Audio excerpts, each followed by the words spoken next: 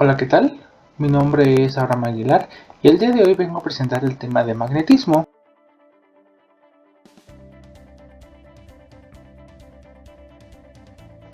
de lo cual vamos a hablar un poquito acerca de la introducción, que dice que el magnetismo es el conjunto de fenómenos físicos mediados por campos magnéticos.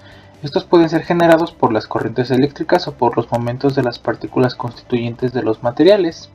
Es parte de un fenómeno más general que podríamos llamar electromagnetismo, ya que este lo engloba de una manera directa. Como antecedentes históricos, tenemos que los fenómenos magnéticos fueron conocidos por los antiguos griegos. Se dice que por primera vez se observaron en la ciudad de Magnesia, del Meandro en Asia Menor. De ahí el término magnetismo, obviamente. Sabían que ciertas piedras atraían el hierro y que los trocitos de hierro atraídos atraían a su vez a otros. Estas se denominaron imanes naturales. El primer filósofo que estudió el fenómeno del magnetismo fue Tales de Mileto, filósofo griego que vivió entre 625 a.C. y 525 a.C. En China, la primera referencia a este fenómeno se encuentra en un manuscrito del siglo IV a.C. titulado Libros del Amo del Valle del Diablo, en donde cita este libro: la magnetita atrae el hierro hacia sí o es atraída por este.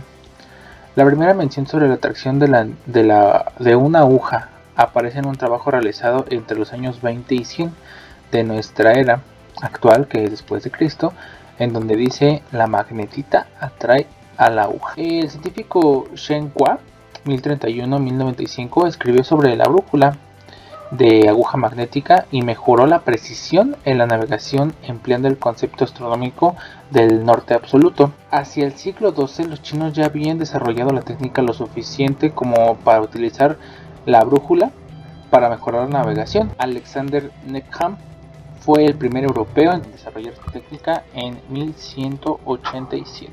Magnetismo terrestre.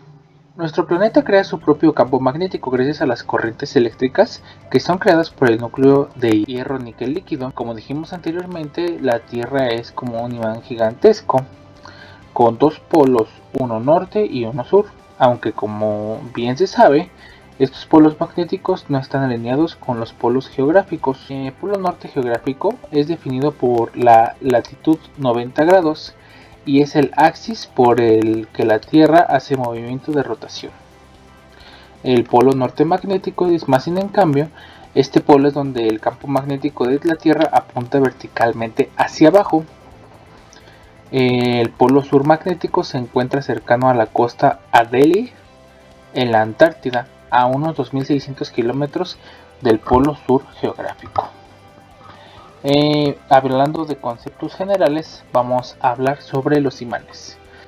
El imán es un cuerpo o un dispositivo con un magnetismo significativo, de forma que atrae a otros imanes o metales ferromagnéticos, por ejemplo el hierro, el cobalto, el níquel y aleaciones de estos. Puede ser natural o artificial. Los imanes naturales mantienen su campo magnético continuo, a menos que sufran un golpe de gran magnitud o se les aplique cargas magnéticas opuestas o a altas temperaturas. Hablando de este mismo tema, vamos a tocar la densidad del flujo magnético, ya que cuando se habla de la densidad del flujo magnético o del campo magnético en sentido estricto, se entiende la densidad del flujo magnético o la inducción magnética. Es una cantidad física de imanes o electrodinámica. Es la densidad de área del flujo magnético que pasa verticalmente a través del área definida, como podemos verlo en la imagen de la derecha. El campo magnético producido por una corriente es producido por una corriente eléctrica que circula por un conductor. Cuando la corriente eléctrica está fluyendo, se produce un campo magnético, pero cuando esta deja de fluir, desaparece absolutamente del campo magnético. Al dos campos interactuar, se produce un movimiento en el objeto, ya que estos despegan fuerzas que producen el mismo. Vamos a tocar un poco sobre las teorías del magnetismo. Como primer teoría tenemos la teoría de Weber, que yo creo que en mi punto de vista es una de las más famosas e influyentes hablando de estos temas.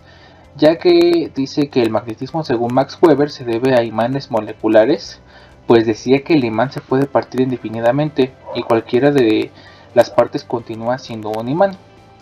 Incluso en tal partición puede llegar a la molécula del imán y ésta conserva sus polos magnéticos, como una característica fundamental de los mismos.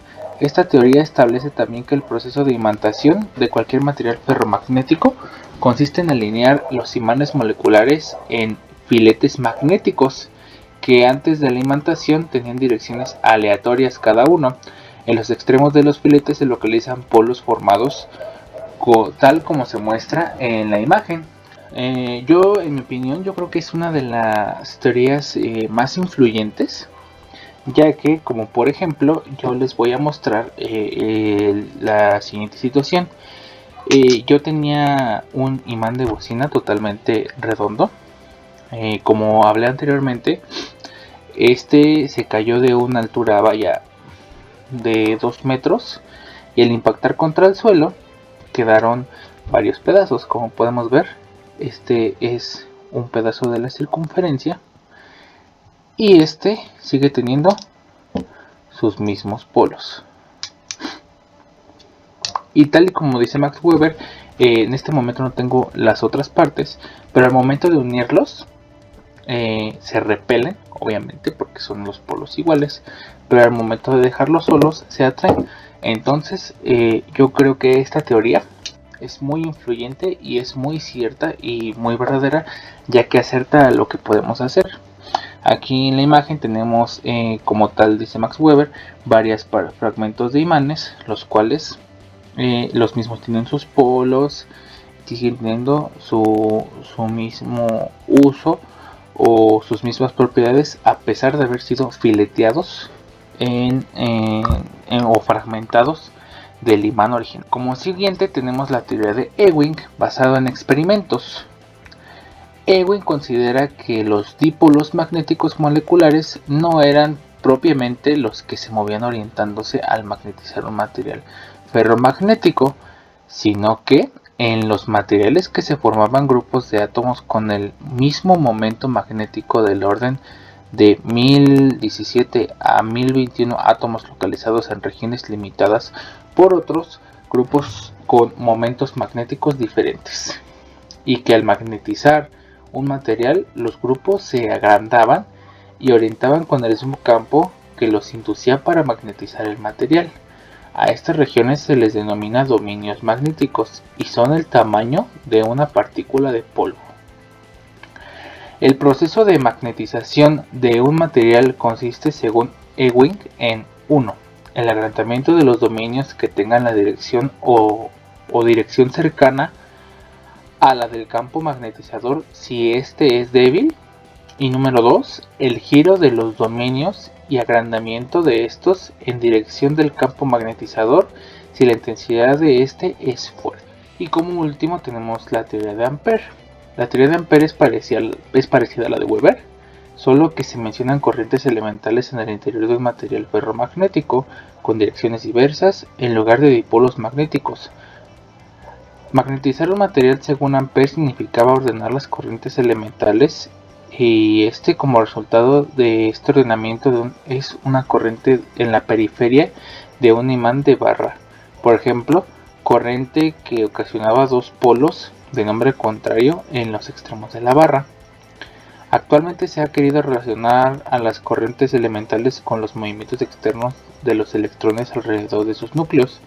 La suma de las corrientes elementales en la misma dirección en una reja forman una corriente periférica de reja, y la suma de las corrientes de reja forman el campo magnético con polos en los extremos de la barra. De mi parte sería todo.